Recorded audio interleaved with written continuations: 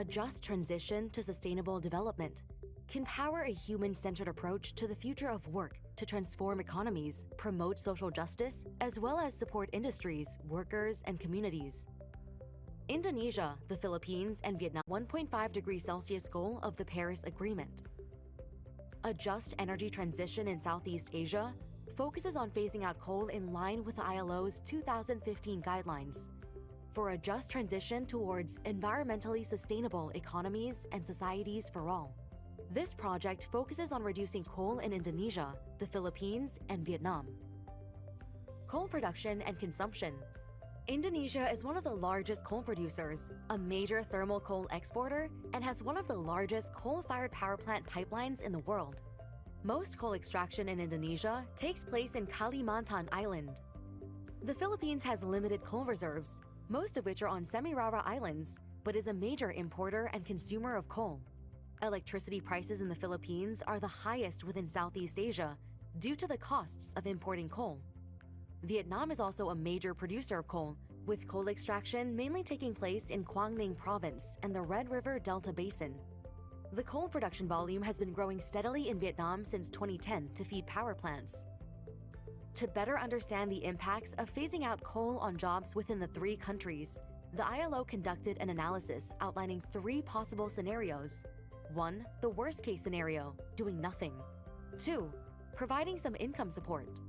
3. The best-case scenario, leveraging social dialogue to achieve a full, just transition. The analysis showed that if all coal mines were closed, there would be significant impacts on workers and their communities. For instance, in Indonesia, a direct effect will be a decrease in wages by 0.8% compared to the base value of 2016. There will be indirect effects of a decrease in the sector supplying inputs to the coal production sector, and wages will drop by $6.11 billion in 2016 prices. In the Philippines, there would be a decrease in wages by $26 million in 2017 prices, and a decrease of $33 million in wages due to layoffs by suppliers of coal mining operations. In Vietnam, there would be a decrease in wages by 0.6% compared to the base value of 2012, and a decrease of 1.4% in wages due to layoffs by suppliers of coal mines. To mitigate the negative effects of coal phase-out on affected populations and to achieve the best-case scenario through just transition policies, the following interventions are suggested. 1. Gender-responsive assistance services and active labor market measures. 2. Reduction in illegal coal mining operations and informality in the legal and illegal mining operations. 3.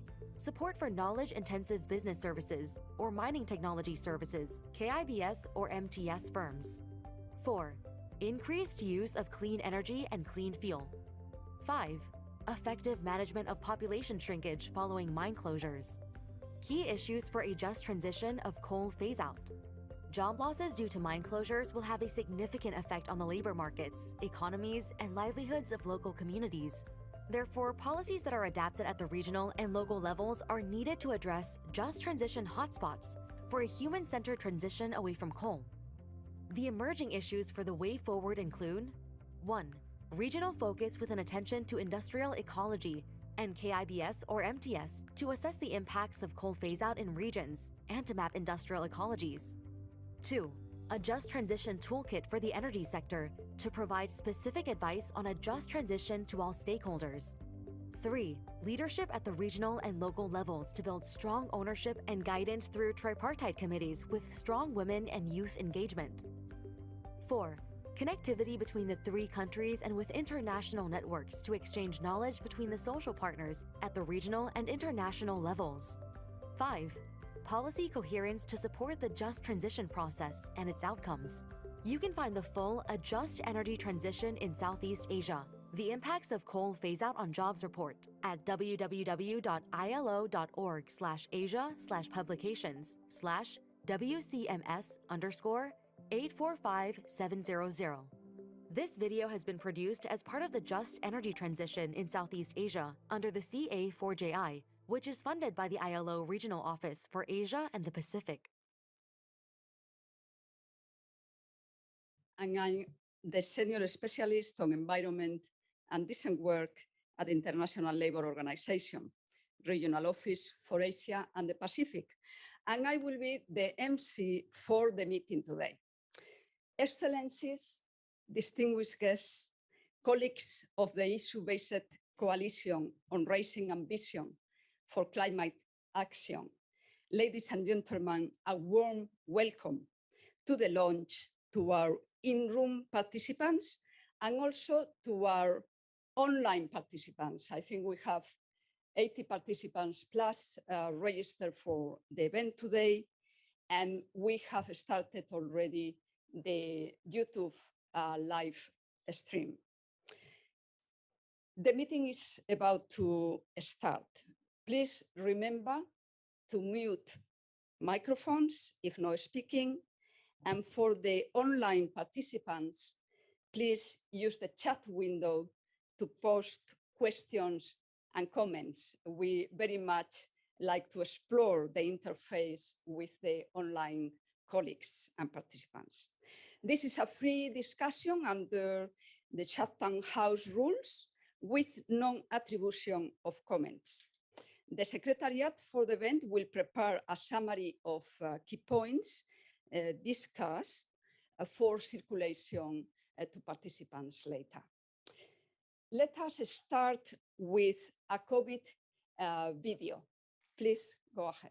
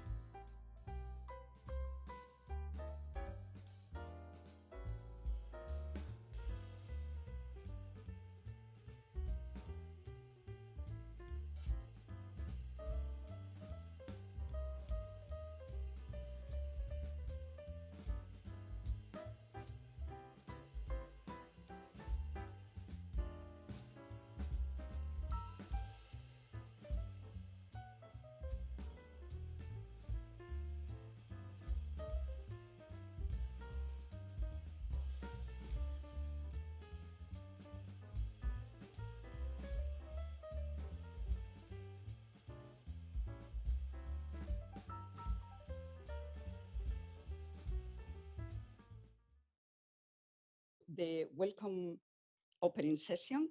Can I please call the facilitator of the opening session to take the floor, Ms. Panuda Bumpala, Deputy Regional Director of the Regional Office for Asia and the Pacific, ILO.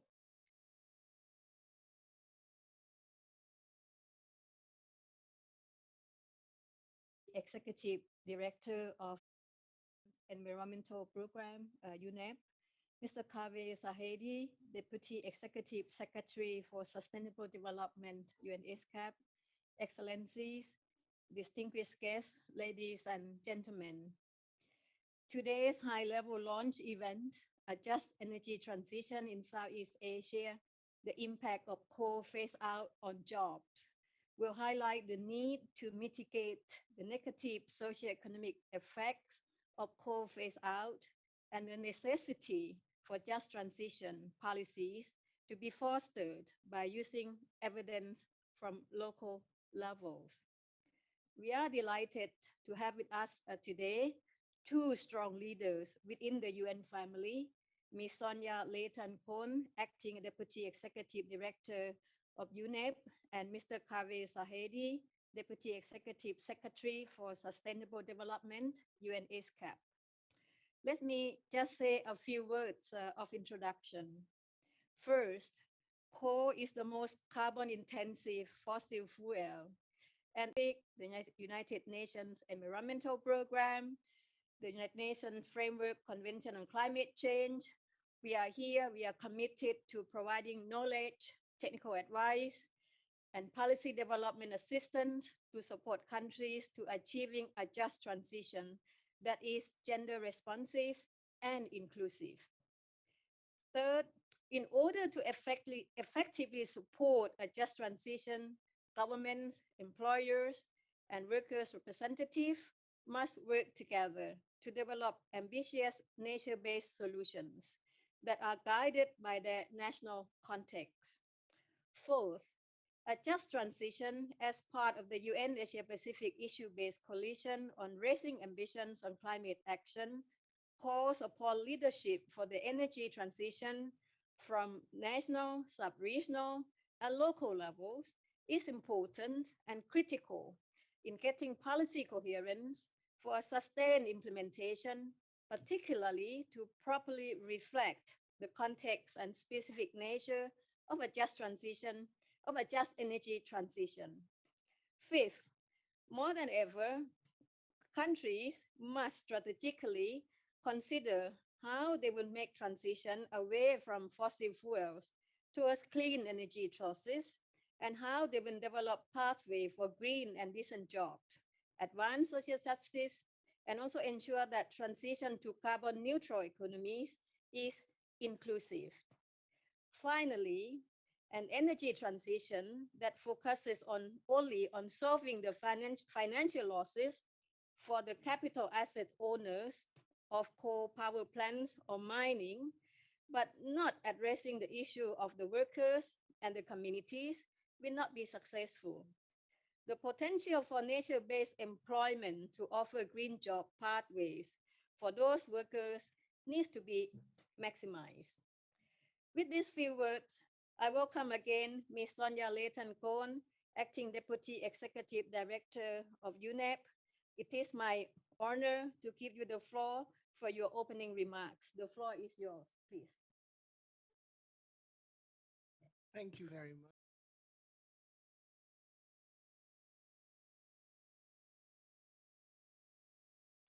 We limited window of opportunity to achieve Paris temperature goals, and also we must uphold people's right to breathe clean air. Phasing out coal supports both, and just transition approach allows us to address livelihoods of the people involved in the sector. Dear participants, research and assessment inform us that for every job loss from fossil fuel phase out, 4 to 5 jobs can be created through clean energy transitions. It is anticipated that 2.7 million jobs will be lost due to phase out and phase down of fossil fuel based power plants by 2030 under current commitments. But 13 million new jobs will be created through clean energy transition, and it could be around 30 million for the net zero target by 2050. We also have examples of initiatives and stories of phase out coal, including examples of shutting down one of the four biggest coal fired power plants in 2014 by China Datang Corporation, though Beijing is still confronting air pollution. Recently, China made it clear that it will no longer consider coal mining and coal-fired power stations in Bangladesh, including canceling two coal-related projects from a past bilateral investment memorandum of understanding. So current coal phase-out commitments, including commitments of financial institutions, are supportive towards limiting global warming by 1.5 degrees Celsius and reaching net zero by the middle of this century. However, it requires an accelerated coal phase out by G20 members, as 30% of their primary energy comes from coal. In Asia, it is approximately 50%. Further coal phase out implies several interlinked policies: the shutdown of coal mines, an exit from coal fired electricity generation, government driven divestment from coal, and removal of government subsidies, and a few others. Therefore, all countries committed to phase out of coal need to put in place the right policies and regulations on stopping new investment in coal fired power and gradual but faster decommissioning of existing coal fired power plants, banning coal mines, capping coal consumption, as well as strong environmental protection. Dear participants, the science is clear, commitments are there, and examples are available and promising. Therefore, South South and North South knowledge exchange, supported by country specific technical analysis, would help more than 40 countries who have agreed to phase out coal fired power by 2030s and 2040s, and more than 20 governments and financial institutions that have agreed to phase out overseas finance for all fossil fuels. Using carbon pricing instruments as an instrument to incentivize the change from fossil fuel based energy sources to renewable energy based energy sources will accelerate just transitions. Engaging with national level financing institutions and working through banks on innovative and affordable financing mechanisms that promote small scale renewable energy package for enterprise development will also support the energy transition. Before I end, I would like to congratulate ILO and IBC Working Group for producing this assessment report focusing on Indonesia, the Philippines, and Vietnam. It sets out a framework of cooperation for a just energy transition. The UN Secretary General has reached out to a number of countries, including Vietnam, and assuring countries of our support. I wish you all a successful launch and your work on coal phase out and just transition every success. Thank you.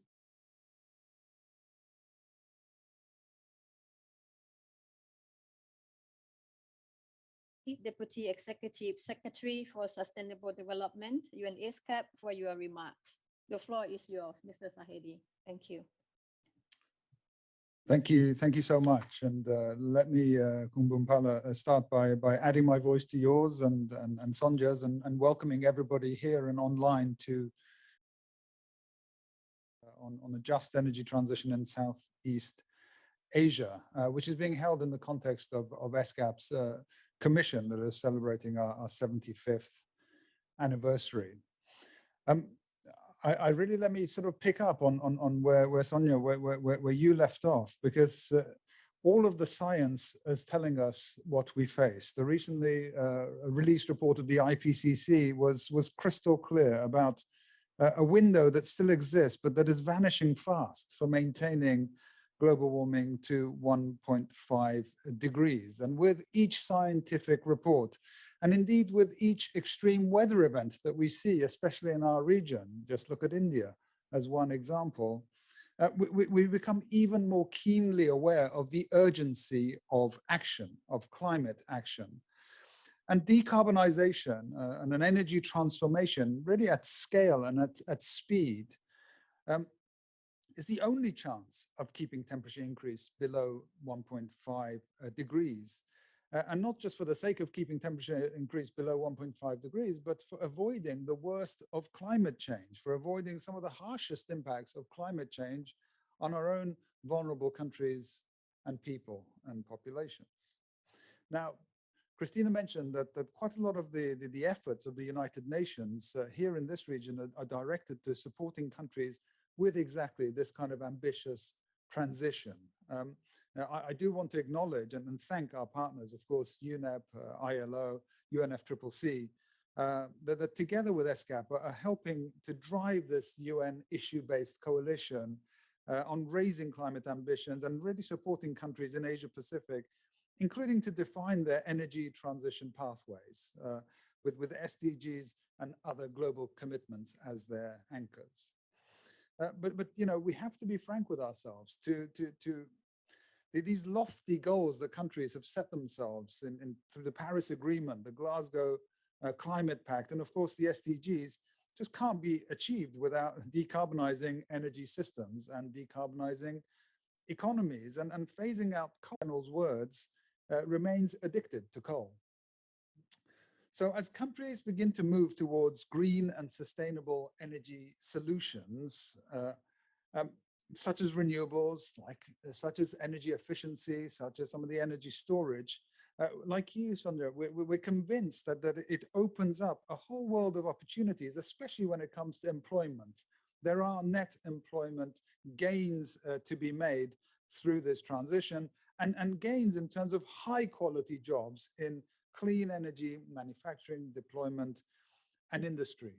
But we also recognize, and we must recognize, that the importance of planning for and dealing with the impact that the decline in coal use may have on certain workers and communities that are reliant on these industries. You know, we are aware that the phase out of coal is absolutely vital, but it will not necessarily be easy.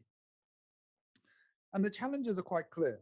You know, even in countries where coal production is increasing, there's already been a decline in employment in the coal sector due to the new technologies.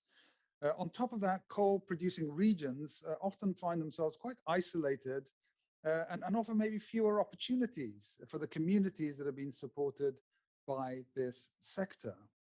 And the opportunities unfolding in the clean energy sector may not necessarily match the existing skills or geographic locations of the impacted workers. These are all real immediate concerns for so many of the communities currently engaged in coal. So that's why early planning and investment in those very communities and the people immediately affected by the sort of inevitable phase out of coal are so critical if we are indeed to leave no one behind. Now, ensuring that everybody benefits from the energy transition is going to require interventions like very strong labor market policies, social protection, new skills development, some of the things that Gumpala mentioned. And it's going to also require maintaining this dialogue, a dialogue between the workers, the governments, the employers, through this vital transition that lies ahead. And more tools are needed to support such a transition, including innovative financial instruments to actually incentivize the efficient phasing out of existing fossil fuel-based resources and the acceleration of deployment of renewable energy. You know, this is just a taster, and I know, Gumpala, that you and colleagues are going to go into much more detail because the report has so much more detail. But let me finish with saying, you know, the report that's being launched today hones in on three of the highest coal-consuming countries in Southeast Asia: Indonesia, Philippines, and Vietnam. And it shows how they can, and indeed are in some cases, approaching the vital transition ahead. You know, one example stood out as I looked at it in the example of the Philippines, where industry, government, citizens have come together to agree on a framework for enabling exactly this just transition, and the Green Jobs Act and all of the foundations necessary to make it a success. So in short, colleagues, you know, the benefits of more affordable, clean, reliable energy are clear to us all, and we've been advocating it for a long time, and countries have bought into it themselves. That's why they've agreed to Paris. That's why they've agreed to Glasgow. That's why they've agreed to the SDGs. But our true success in how we look after the needs of those who are at risk of being left behind during this transition is going to be in making sure that somehow we take care of the communities during this transition at the same time as avoiding runaway climate change that would make those very same lives of so many people in our region of Asia Pacific even more vulnerable and insecure than today. So with that said, I very much, like you, look forward to hearing the discussion, look forward to hearing more and learning more from this report and from the work of our issue-based coalition and of course our partners at ILO. Thank you very much. Thank you, Mr. Zahedi, for your remarks. Now I pass to MC for the next session. Over to you, Christina. Thank you. Thank you so much, Khun Ping and colleagues from UNEP and ESCAP. Very important messages that prelude the discussion that we are going on now. Allow me to introduce Ms. Sirin Elsi, who will be providing an overview of the report findings. That will be followed by a discussion with representatives from the Philippines and Indonesia, and also the participants on this session. So Sirin Elsi, thank you for being there, speaking from Paris today. Sirin is the president of INOMER, an international consultancy specialized in sustainable and inclusive development, with the head office in Paris. She is also a professor of innovation policy and ecosystems at the Institute Mainz Telecom Business School in Paris and a senior researcher at the European Future Innovation System Center in Brussels. Her professional experience of 30 years in her field covers over 60 countries in the world. Thank you, Ms. Elsi. Participants here in the room can pose questions after the first round of comments from the panelists. And participants online, please post questions and comments on the chat, and we will try to answer as many as possible within the time. We now go to our online moderator, Ms. Georgina Pascual, the technical officer of Insight 2 project at the ILO Philippines country office. Jet, thank you for being with us, and yours. Thank you. Right, Christina, but perhaps before I go on to introduce our panel members, maybe I should pass it on first to Sirin to provide us with the presentation. See you back then, Sirin. Thank you. Thank you very much. Okay, it's a great pleasure to be with you today for this very important event. Let me share my slides and provide a very brief overview of the report that we prepared. First, a very brief contextual overview.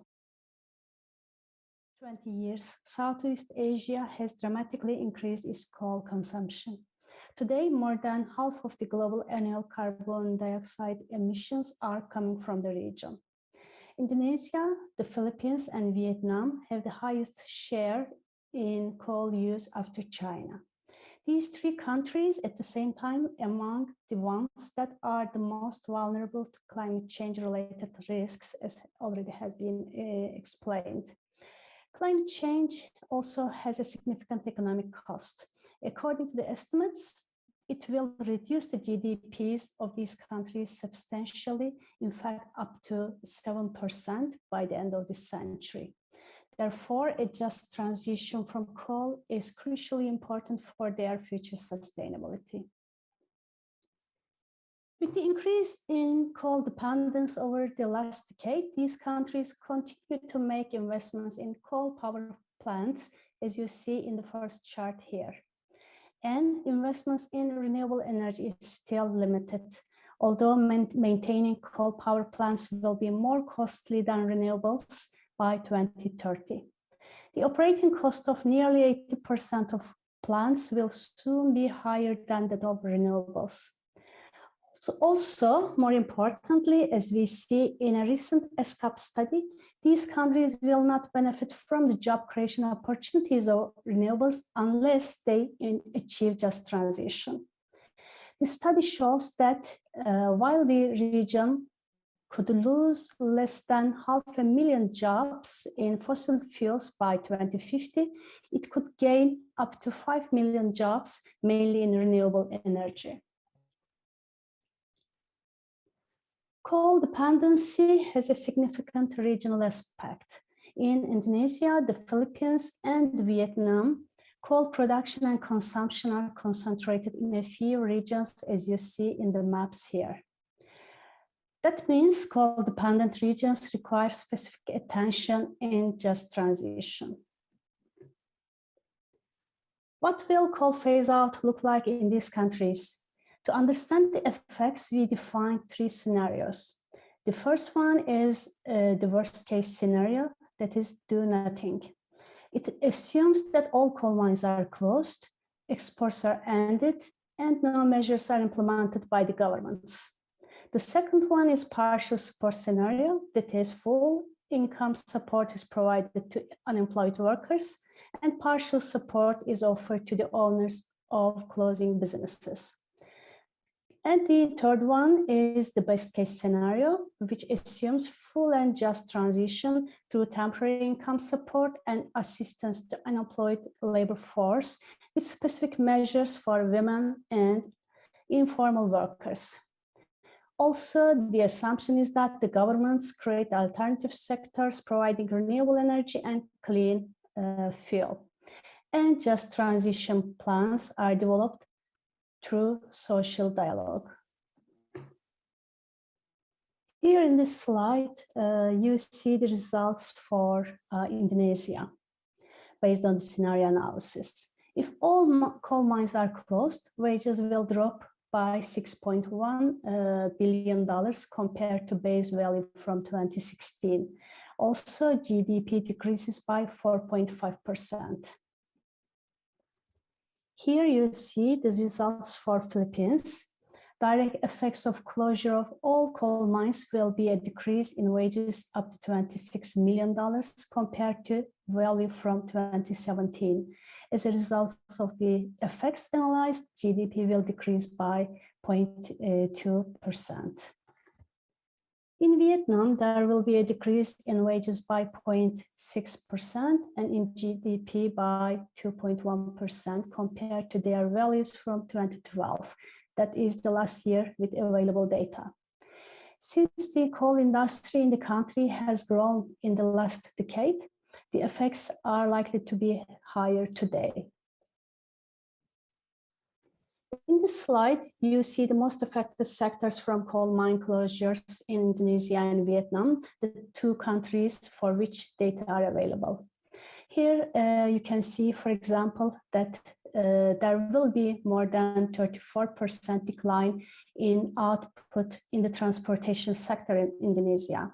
In Vietnam, support services and management consulting services output declined dramatically.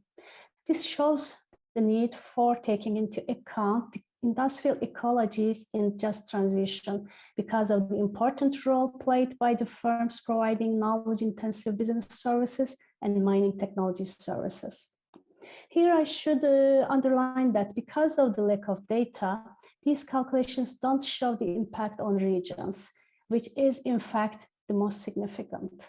So it is important to collect up-to-date data at local level to understand the effects of coal phase-out on coal-dependent regions.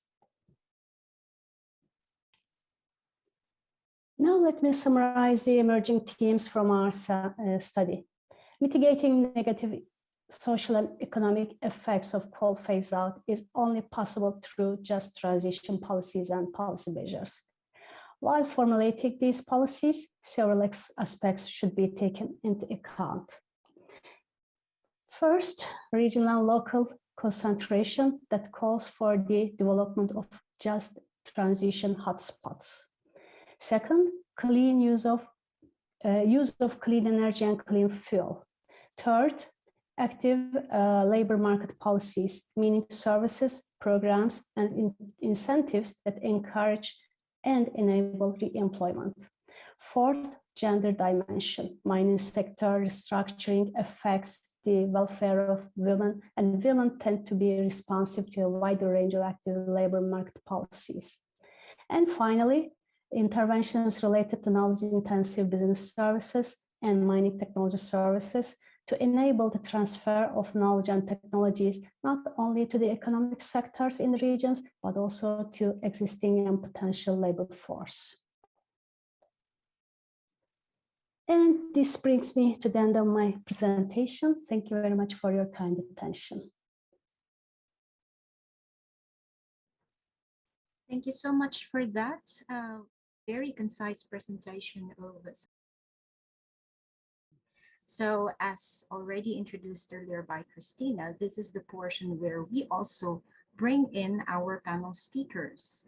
And as I am coming in and joining this launch event from Manila, Philippines, I would like to start by introducing our first panel speaker, who is actually joining us all the way from Indonesia, in Manado.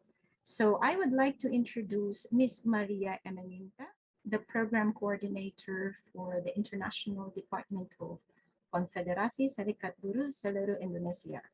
So she is currently right now in Manado, and in fact, leading a very relevant and co-chairing a very relevant meeting, which is related to the Labor 20 proceedings representing the interest of workers at the G20, where Indonesia currently holds the presidency of the 17th summit. So Ms. Maria Emaninta also leads the KSBSI, is a trade union who has a climate change and just transition program. And she's also responsible for tackling internal and external engagements on these issues. And that's why she is here joining us. She's also a member of Indonesia's National Task Force on Climate Change issue and standing in as an observer for government policies and programs. She's also the national coordinator for the Indonesia Trade Union Alliance on Just Transition. So may I present to the floor Ms. Maria Emaninta. We are very happy that you can join us despite your very busy schedule. Hello, Sister Maria. Okay, so, and before I move on, I would like to present our next panel speaker. So our next panel speaker also hails from the same location. He's from the Philippines, Mr. Alex Villarosa Avila, who is the Assistant Secretary of Labor Relations, Social Protection and Policy Support from the Department of Labor and Employment in the Philippines. So he heads the Interagency Committee, which drafted the implementing rules and regulations of the Clean Jobs Act of 2016, a landmark legislation which carried forward the development of and the formulation of the National Green Jobs Human Resources Development Plan of 2020 to 2030. Mr. Avila is also the Vice Chair of the Dual Interagency Committee, tasked to coordinate the implementation of the Clean Jobs Act, including monitoring and reporting of accomplishments within and outside of the Department of Labor. So may I present to you our distinguished speakers and participants online, Mr. Alex Avila. So with that, if I may pass you both now to our on-site MC and moderator, Ms. Christina, so that she can carry forward with the panel discussion. Thank you, and thank you to our two panelists. I have a first question for Ms. Maria Emaninta. Ms. Maria, we have seen Indonesia is highly dependent on coal. What are the three critical issues for a just transition to be realized? Please give us your insights. Thank you.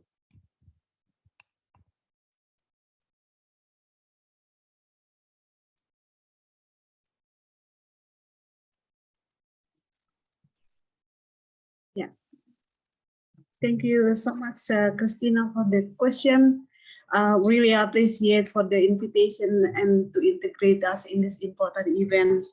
So it's actually lots of elements in relate with Indonesian pace call out of 2050 or sooner. But at least there are several issues I would like to raise in this opportunity. The first one is the level of information spreading to the society. I might be focusing on employment issue that was absent in the roadmap. So we hear quite clear roadmap for the environment and economic business element, step out strategies, policies, actions, but very unfortunately that employment issue is still very less. So even for the private sector, the employer and workers was not well informed, while at least we counted at least 165,000 of workers in pure coal mining, with a total about 2 million in traditional or supply chains of the coal mining, even predicted about 50 million in total as accumulation from the other sector that will be affected. So those using coal in the production, it is not. I don't see this in the analysis, but also the other sector depend to coal production, including education, trading, and also other sector. The discussion has been about stop coal mining has been starting some years ago, but level of information is very limited at the national level, which region at the first execution, which companies starting to close, etc. So not only about megaton emission to be cut as defined in the national mitigation planning. The second element is about the transition for employment would be in two elements. One in negative sides of the job transition, such as the job losses, as was clearly already explored, the compensation for changing mode of work, including also the social security and protection, while the other element is positive sides of job creation, because huge number of new jobs in the renewable energy. Who will access to this? Provide the priority access for those affected will be linked to the skill development, of course, new skill, reskill, upgrading skill, etc. But also think about the new workforce. It's about at least 2.2 million fresh graduate every year. They can't be ignored whatsoever. So what is actually the proportional scenario about this? And the third important element must be the balance involvement in this important process. For about a bit long time, since 2016, we introduced the just transition as the instrument by the ILO to anticipate the huge negative impact of the climate change and its mitigation policy as designed through the nationally determined contribution, and this is long-term strategy, low carbon resilience, or other mitigation policies. It's now really timely not to postpone anymore by whatever the reasons. Indonesia Trade Union Alliances sounded the urgently response of the pace call out by two actions. That's also sounded by the Labor 20, as mentioned by our sister previously in the frame of the G20 this year. First one is create the employment roadmap as part of the national roadmap of pace call out with the clear steps of transition of workers and business. Then to form specific tripartite body for the climate change and just transition, particularly to assist the coal pace out, but also not only for the pace call out, but also for the other mitigation policies such as palm oil or plantation, transportation, industry, etc. that are also in the planning. So since this would be a great and huge issue, we can offer this to the existing tripartite bodies, but must be at specific institution for more focus and well operation. This is the only way for the just transition to ensure no one left behind in this process. That's some of the important element I can raise in this time. Thank you so much. Thank you. Thank you so much for important remarks, and we heard you loud and clear in relation to the way ahead for just transition in Indonesia, coal phase out. Can we now move into Mr. Alex Avila? The Philippines has been a leading example in ASEAN with the Green Jobs Act. I think you are recognized among the 10 ASEAN member states as a good practice of the first Green Jobs Act in the world, actually. But what does this act mean for coal phase out? And what efforts are taking place in the Philippines to exit coal? You just have a new administration. What can you tell us? Where is the Green Jobs Act going next? Thank you. Thank you, Christina, and good afternoon to everyone. The Philippine Green Jobs Act of 2016, which Christina said to be the first of its kind in the ASEAN and even worldwide, aims to help decarbonize our economy, protects our ecosystems and biodiversity, promotes reduction of energy, materials, and water consumption, and minimizes generation of all forms of waste and pollution, in the process creating decent jobs. The act should be seen as a complementary policy tool to the Philippine Energy Plan 2020-2040, which is geared to achieve a sustainable and clean energy future for the Philippines.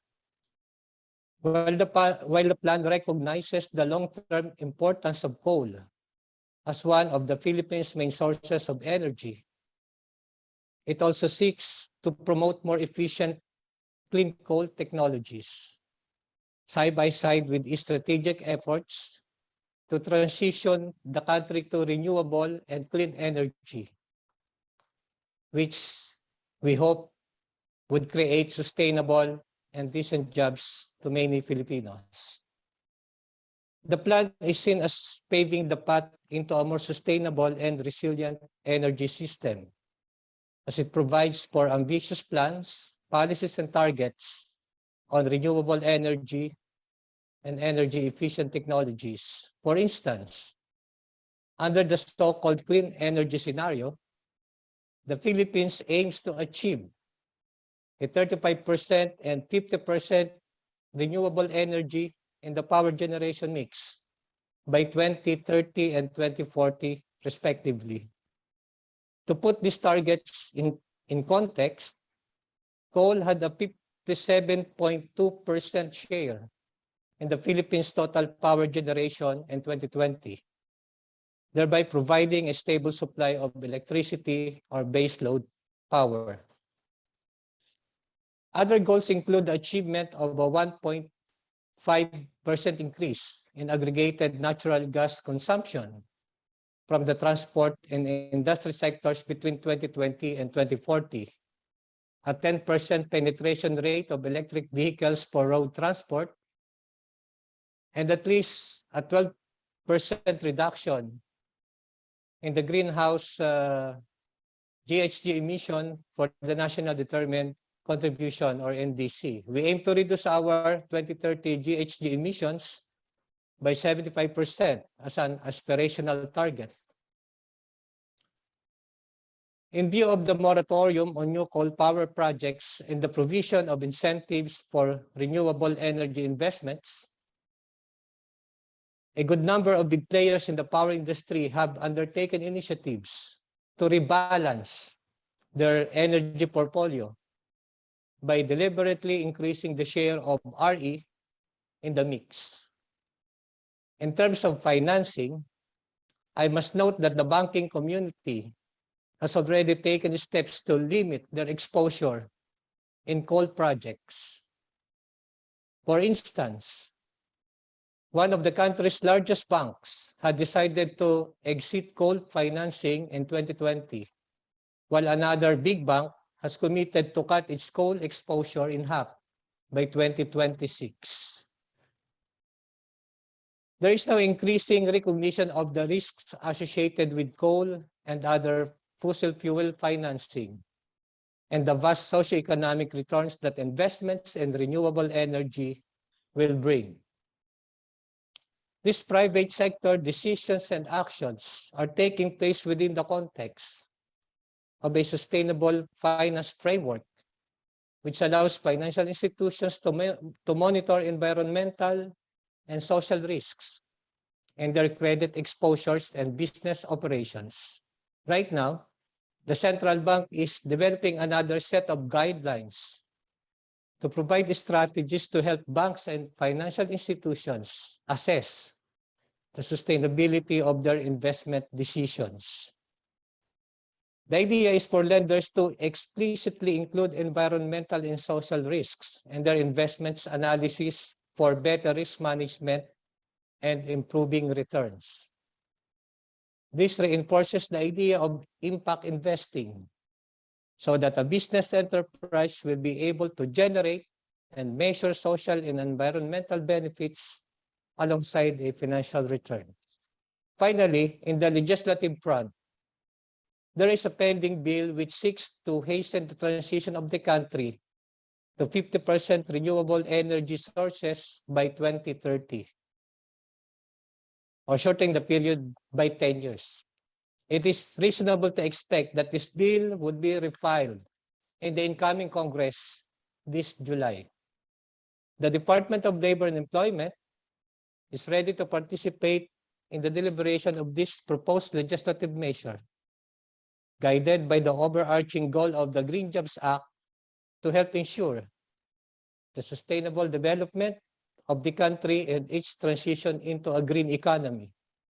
Indeed, the Philippines is deliberately but carefully treading the path toward a sustainable and clean energy future, which will enable environment-friendly enterprises to thrive and create sustainable and decent jobs for Philippine workers.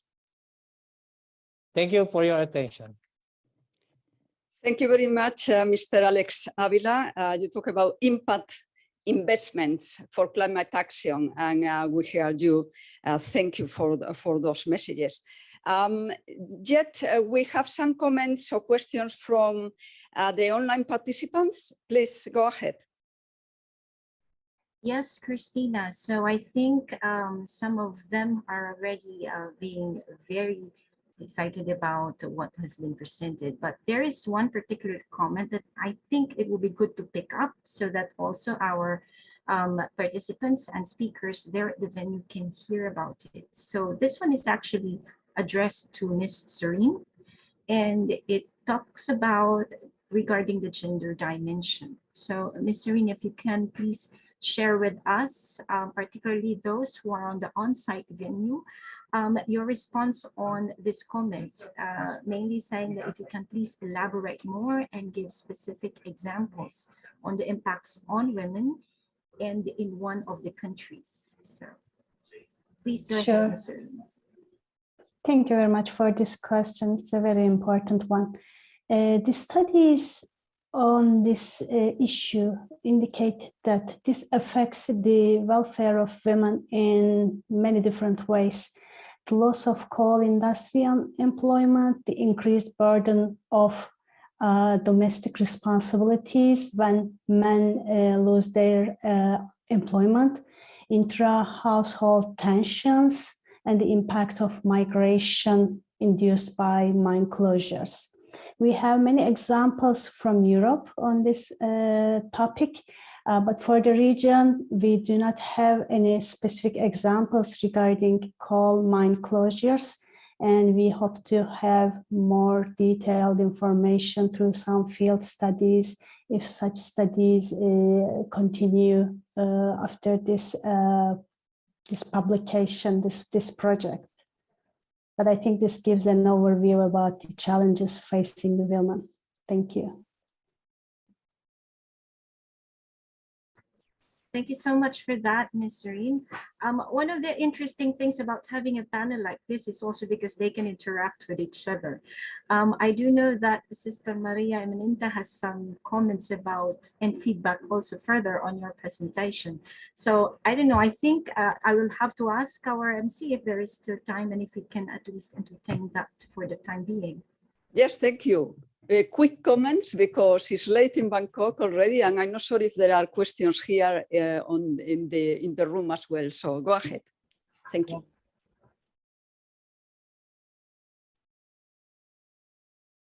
Please go ahead, Sister Maria. I think you're still on mute. Yeah. Thank you so much, Sister. I'm thinking about the element of the green job. In this element, maybe you find something, because so far it's a lot of discussion about this, about even from the basic definition, because in Indonesia we discuss a lot about this. Mostly for the green job, people refer, even from the UNEP definition, I think people more refer to the element of the environment.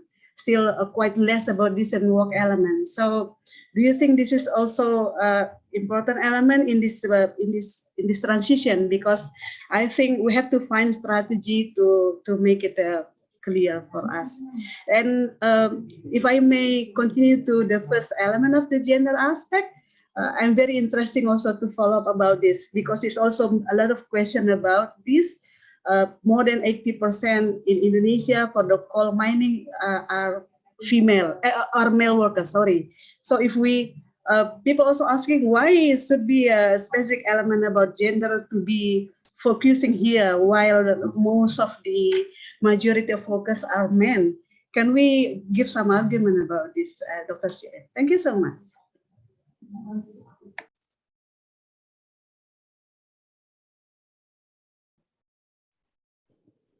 Dr. Serene?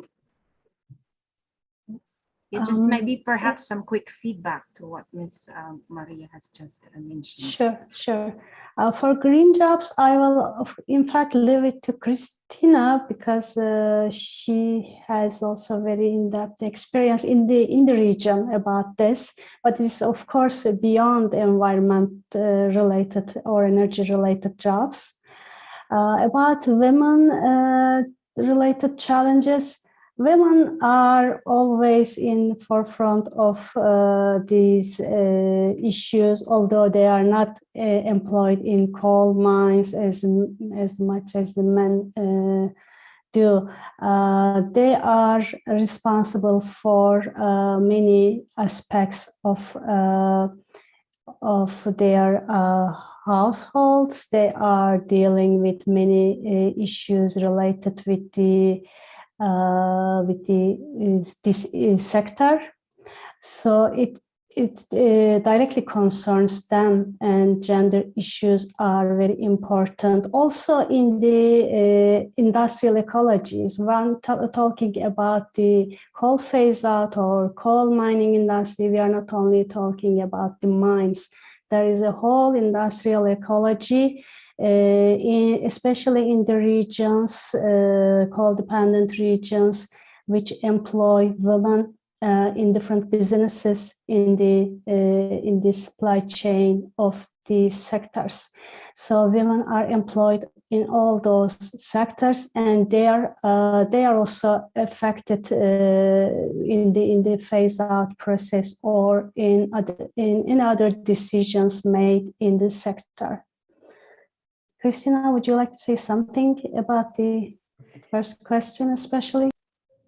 Well, I'm not going to go into much elaboration because the time, and we have the closing session coming soon, but perhaps I will ask Mr. Alex Avila to give us a final remark on his side.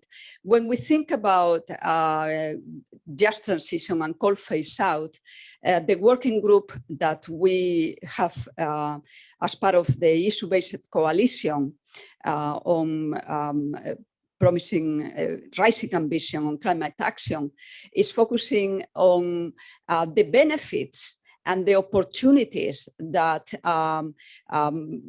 phasing out coal, which we know is going to happen, but the opportunities are there, and we can accelerate the access to these opportunities by communities, by workers, and by employers. And I think as the messages were said in the welcome, in the opening session, it's not an issue of when, it's an issue of how.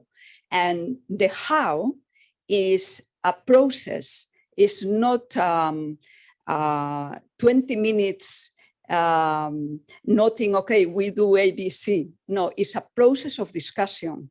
It's a process of inclusion, and it's a process of agreement, negotiation, and social dialogue. And I think if we stick to these issues of social dialogue and discussion and dialogue, we will get it right to reap these opportunities.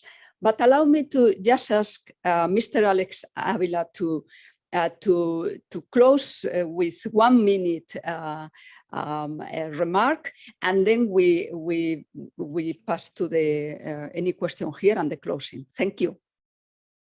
Thank you, Christina. Of course, we would like to thank the ILO for this report on the just energy transition in Southeast Asia. This will be our companion in developing a just transition program as we fully implement the Green Jobs Act of 2016. The coal industry actually employs not much Filipino workers, but it's part of a bigger chain of enterprises, and in fact, coal resources are actually concentrated in 18 provinces across the country. So we agree with the report that it is important to look into these areas which are usually geographically isolated and disadvantaged, and all the more we need an effective and responsive just transition plan to manage the impact of coal phase down or phase out. And as we move toward a future that is less dependent on fossil fuel. So thank you to ILO and to the ESCAP for organizing this activity. Thank you very much for those very good remarks to close the panel. Yet, thank you so much to you. Do you want to say anything to close? I know that there are comments in the chat, and we will be looking at them, but we just run out of time now. Certainly. I think from our point here, of course, we would like to extend our gratitude for all of our speakers for this very wonderful panel discussion. And for those who have posted their comments and their feedback, and particularly questions, please note that we will get back to this even right after this session. For so long as we have anyway the details of who posted them, and we can come back to you with the responses. Also noting that to our panel discussion speakers that we may have to also check back with you and share with you these questions. Apparently towards the end, of course, as we always know that, Christina, we have more and more questions to ask as this discussion moves on. So with that, I think I would like to thank everyone as well, the participants, for a very lively, albeit short discussion. And hopefully this is going to be just the start of the many other conversations that we will have on the issue. Thank you so much. Back to you, Christina, then.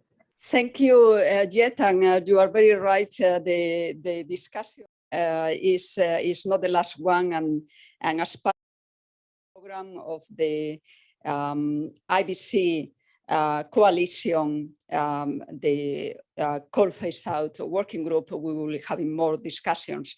But allow me now to go to the closing session and introduce first Mr. Jens Raczynski, the regional lead of UNFCCC here in Asia Pacific, and also representing the IBC working group on coal phase out. Please, Jens, your goodbye message to us, I guess, for the moment. Your remarks. Thank you. Thank you, Christina. Distinguished participants and colleagues, I would like to thank everyone who attended, participated in, organized, or followed this side event online. My special thanks goes to ILO, to our colleagues in Bangkok, in the region, and particularly also to ILO Japan for taking the energy transition forward in Southeast Asia and for supporting this report launch, and also for bringing this topic to the working group on coal phase out within the UN issue-based coalition on raising ambition and climate action. Where we collaborate with colleagues from several agencies such as ESCAP, UNEP, ILO, and others. This regional program on just energy transition aims to facilitate the provision of technical expertise and implementation support to countries phasing out coal while offering decent work opportunities for all. In this event, we have received an overview of the report, A Just Energy Transition in Southeast Asia, the impact of coal phase out on jobs. And the report provides 3 different scenarios on labor markets impacts, focusing on Indonesia, Philippines, and Vietnam. And this is of great value for the region and other countries to learn from. I've also heard from representatives of worker organizations and governments from Indonesia and the Philippines, sharing their perspectives on the expected impacts of the energy transition on the workforce in Southeast Asia and needs for skills and human resource development. So thank you all for your dedication on the issue of impact of climate action. I would like to take the opportunity to share that UNFCCC Secretariat in Bonn, under the Katowice Committee of Impacts of Implementation of Response Measures, the KCI, seeks to minimize impacts of policy measures in climate action, including dealing with just transition issues. The 6-year work plan 2020 to 2025 of the KCI includes a variety of activities on just transition. Currently, the KCI is preparing a compilation of concrete examples of country-driven strategies and best practices on just transition of the workforce and creation of decent work and quality jobs. And we are looking forward to supporting the KCI team in gathering information and data regarding the impact of implementation of response measures and in delivering regionally focused capacity building activities. The UNFCCC Secretariat is planning a side event on policies related to just transition in SP 56, which is taking place next month in Bonn, regional workshops, and there's also the possibility of a joint pavilion on just transition at COP27 in Sharm el-Sheikh in November later this year. Hence, this launch event is timely, and the working group provides the UNFCCC Regional Collaboration Center with the right platform, and we are happy to be involved in the work of the Coal Phase Out Working Group and hereby provide full support to efforts to accelerate the coal phase out. There can be no doubting of the urgency of this task, and on behalf of the Coal Phase Out Working Group, I once again thank you all for making this launch event a success and for your dedication and support to this urgent issue. The working group is looking forward to support countries and continue to engage with stakeholders in the region. Thank you. Thank you so much, Jens, for those visionary words to put us on the right pathway. Could I introduce now Mr. Yasu Ariga, the Chief Technical Advisor and overall coordinator of the ILO Japan Multi-Bilateral Program. Ariga-san, the floor is yours. Yeah, thank you, Christina. Dear Mr. Jens Dadotinsky, Regional Lead of UNFCCC, the Regional Collaboration Center for Asia and the Pacific. All participants, ladies and gentlemen, on behalf of the ILO program, I would like to extend my sincere thanks, appreciation for all colleagues, resource persons, tripartite constituents from Asian countries to participate in hybrid publication event a just energy transition in Southeast Asia and the impact of coal phase out on jobs as a side event of the 78th session of ESCAP. In March 2021, the UN Secretary General requested all countries to commit to phasing out coal by 2030 for OECD countries and 2040 for non-OECD countries. And also, I recognized the G7 countries are very keen to discuss these coal phase issues in Germany soon. In this regard, I would like to stress the importance of this topic for Asian countries. The world of work experiencing transformative change driven by technological innovation and climate change. This event's theme, as UNEP colleagues representative underlined, in the next 10 years, half of job might be recreated, transformed, or lost. This year, the ILO organized the landmark global forum with several invited heads of the states to discuss a just transition. The forum underlined the importance of making the investment and mobilizing resources required to meet the UN Secretary General's ambition of creating at least 400 million jobs primarily in the green economies, which was underlined by the Philippines government official today and also Indonesian Union representative. It is now a high time to scale up our climate action for jobs and job creations so as to accelerate progress towards coal phase out and a carbon neutral economy.